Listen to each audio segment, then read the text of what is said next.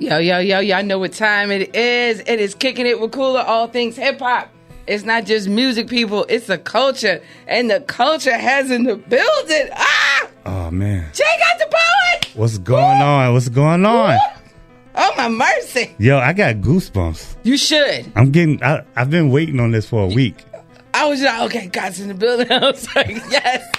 Yes. We got him in the building. I'm excited, though. You hear who's playing underneath, right? I hear it. Yeah, that's your people. I hear it.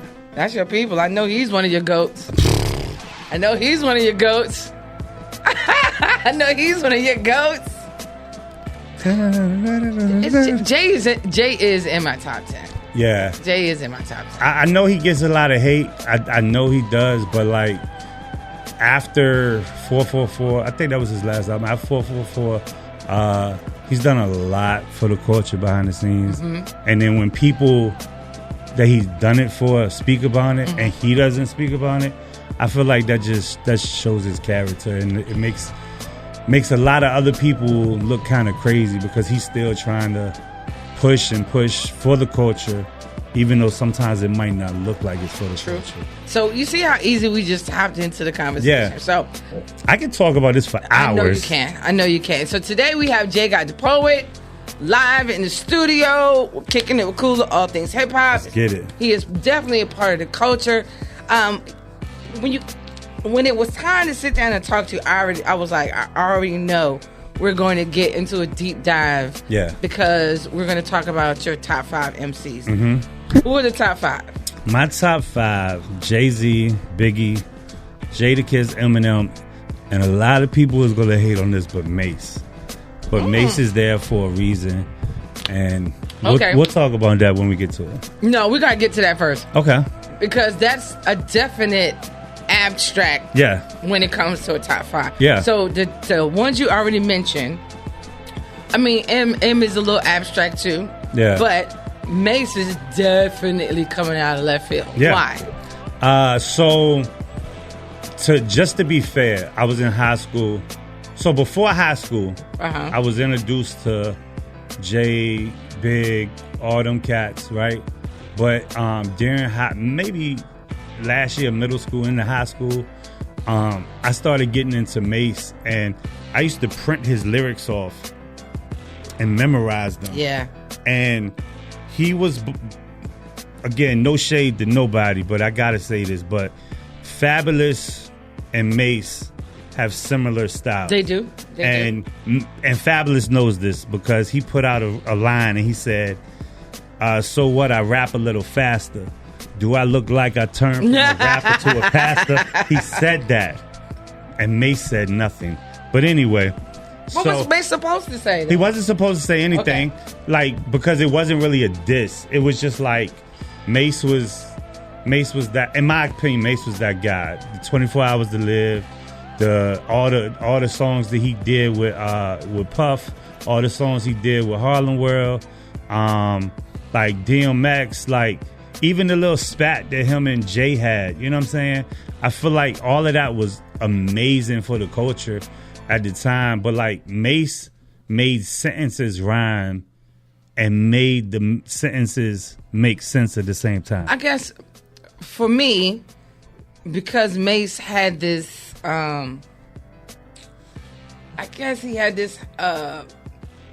that funny sidekick vibe with Puffy. Yeah. It could make you not want to go into a deep Mace dive. Yeah. So his first album, insane. And his story. Do you know his story? I don't know his story because I never wanted to go into a deep Mace dive. So he wanted to be signed to Jermaine Dupri. He went to Atlanta. They did I guess a meeting with Jermaine Dupri's father. They didn't come up with a deal. Okay. Either that weekend or very soon after, Mace ran into Puff. And Puff was like, you can rap? And he spit the verse that he did with Total and Biggie that day. And Puff was like, all right, come, let's get it. Let's do the Total remix with Biggie. And that video, if I'm not, is it that video or the 112 video that was shot in Times Square? Because I got a lot of fun facts that a lot of people don't know. Okay, I'm here for it. So whatever video that was, I don't know if it was 112 or Total. Is it Total? No, Escape. It was Escape. I keep on mixing them up. But 112 and Escape. Is it who? Total was signed to Bad Boy, right? Okay, Total. Yes. So Total and 112. I can't remember the video. But when they did that video, they didn't have a permit to shoot in Times Square. They just did it. They just did it. They was like, all right, let's hop out and they started shooting and they got what they did. But I feel like the old 90s and early 2000 videos was like on point anyway. I think Mace is, he's funny. Yeah. And he's cleverly funny. Yeah. And those little quips that make you like, you have to take a couple of moments to get it, because it could definitely go over people's heads. And even before Mace and Cameron got the podcast now, Mace did a song dissing Cameron, and that was so crazy. It was out of left field because nobody expected it. No. It was like a Thursday.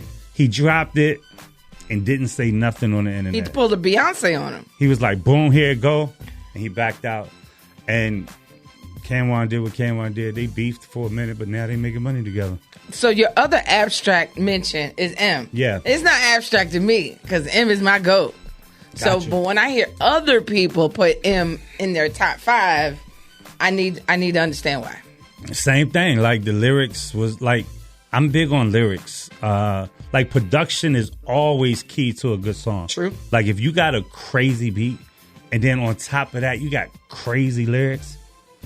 Chef's kiss. Wow. Oh my God, it's crazy. And then Eminem, what he does is like, and I'm not talking about the little beefs and little diss that he does for like these pop culture artists, right? Yeah. I'm talking about like the lines, like the song he got with Rihanna, the Monster song. Yeah. When I first got introduced to him with Slim Shady, the Hi, My Name Is, like, I was just like, who is this kid? And then I kind of thought, I'm not going to lie, I kind of thought it was like a fad for a minute. And then I started. What M does is every album, M is going to give you the dumb song. Yeah. As the first single. Yeah. Always the dumb song first. But I liked it because, like, he was introducing himself in the hook, and people was like, they couldn't forget his name. Hi, my name is. And it was, you know what I'm saying? repetitious. You want to see me stick 9-inch nails to each one of my eyelids? And you're like, what? You want to try Sid and get one Sid in my life? It like the way he was. Oh my God! And like, it takes you on a roller with the rhyme scheme and the cadence. You're like, and I was hooked when I first heard Slim Shady. Yeah. And then when I got to know M and Marshall, like, what? Yeah.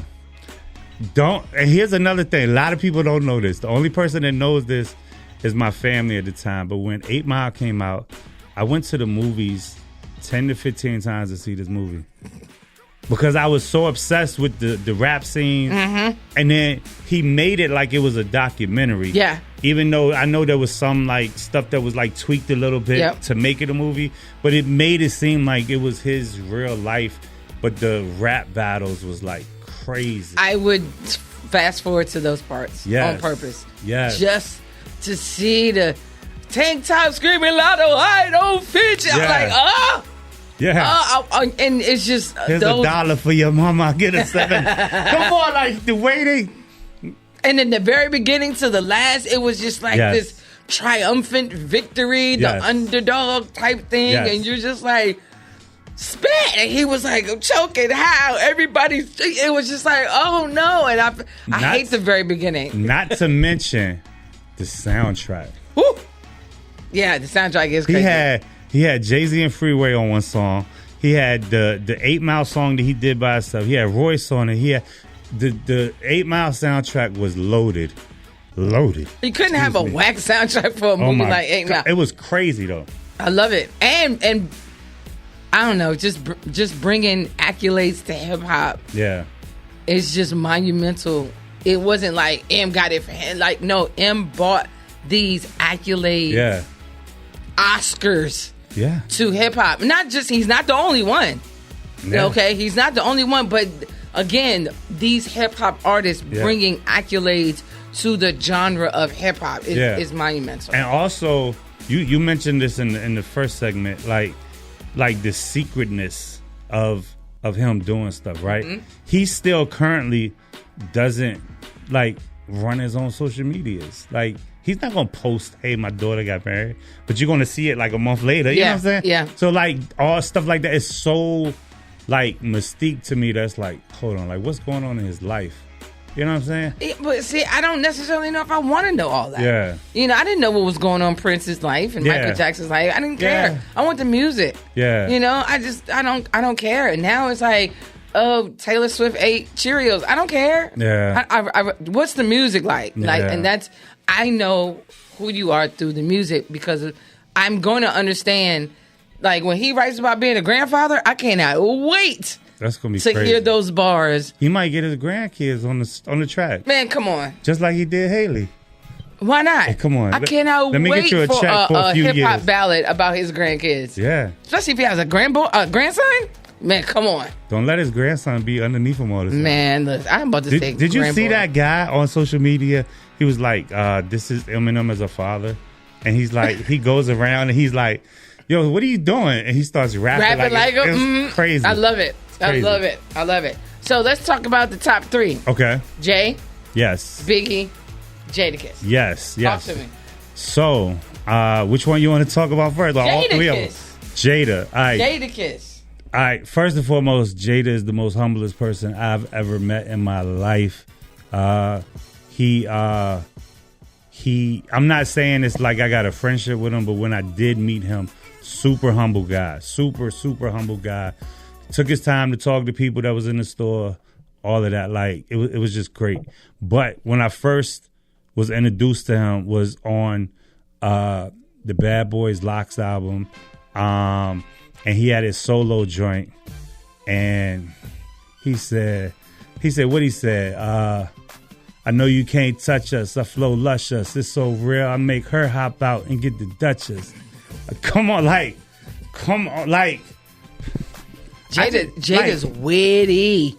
He's witty. Today, I've never heard a whack verse from him. My favorite, like, proud moment was 2025. I haven't heard a whack verse. The verses between him. I was in Orlando when that happened. Woo. I'm watching it on live, and I'm like, he is clowning them. I get a text message. And I'm like, yo, I can't do this right now. I can't. I gotta stop everything I'm doing. Like I'm like, yo, he clowned him. He was like, y'all out of breath. I'm not rhyming over my vocals. The minute he said he wasn't rhyming over his vocals, I was like, bow down. He said, I know cats that go to jail just to get their teeth fixed, and pointed at Jewels. I know cats that go to jail just to get their teeth fixed, and pointed at Jewels. No offense. Again, it was just the disrespect. Respectfully, was the respectful disrespect. Oh my God. The respect. So when we come back to Kicking It with Kula, all things hip hop, we're gonna dive into Jay.